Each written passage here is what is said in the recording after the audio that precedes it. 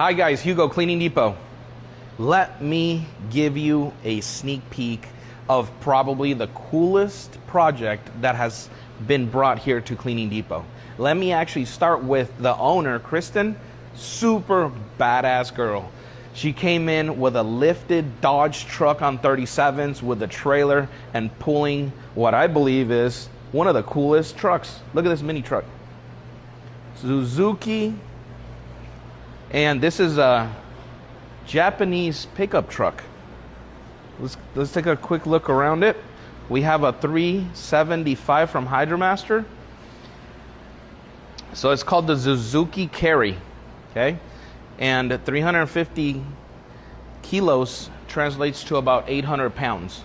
So this is within the weight limits of it, and it will be getting airbags installed afterwards.